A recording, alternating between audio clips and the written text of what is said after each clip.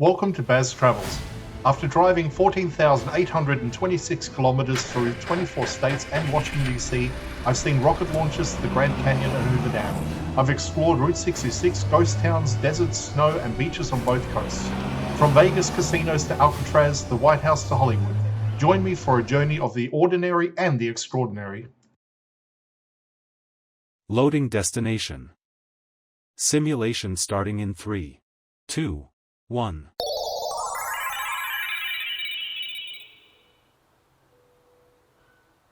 To look around, move your phone or tablet. Click and drag if on a computer or move your head if using a VR headset. Please like and subscribe. Barbershops were more than places of haircuts. They were informal meeting points where news, opinions, and rumours circulated. Men passed their time here while waiting, talking and listening. In small towns, this was one of the few indoor spaces where conversation happened regularly outside the home. Drugstores combined medicine, chemistry, and general retail. They sold remedies, tonics, and medical supplies, many mixed on site. These stores filled gaps left by limited access to doctors. They also sold everyday items, making them practical rather than specialised spaces.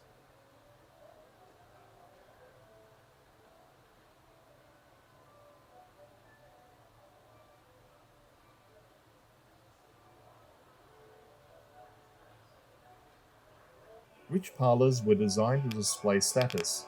Furniture, decor, and layout signaled comfort and success. These rooms weren't used constantly. They existed for guests, formal visits, and social occasions. Parlours showed how families wanted to be seen, not how they lived day to day.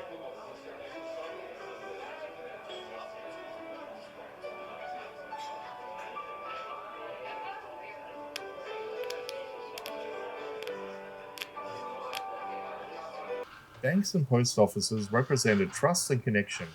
Banks managed savings, loans, and business accounts in towns where cash flow was irregular. You know, operating these scales doesn't look like a hazardous occupation. Actually, it's mighty risky business. It's especially dangerous when the mill sends a cake of gold to be weighed and shipped to the mint. Gold attracts two-legged rats like cheese draws the four-footed kind. I know that any day these rodents are likely to come hunting the quick riches and using guns to do the trick. That's why I keep my gun loaded and by my side. If there's any blood spilled, I don't want it to be mine. Saloons were central social spaces, but they were also businesses. They provided drink, warmth, and company, especially for workers without families nearby. These spaces absorbed tension, boredom, and celebration, making them essential pressure release points in frontier towns.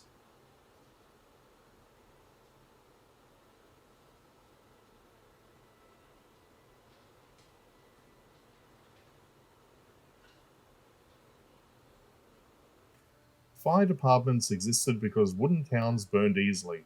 Dense construction, open flames, and heating stoves made fire a constant risk.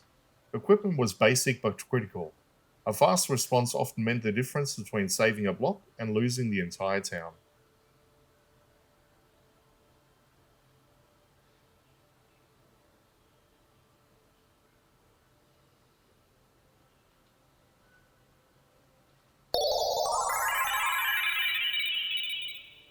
Simulation terminated.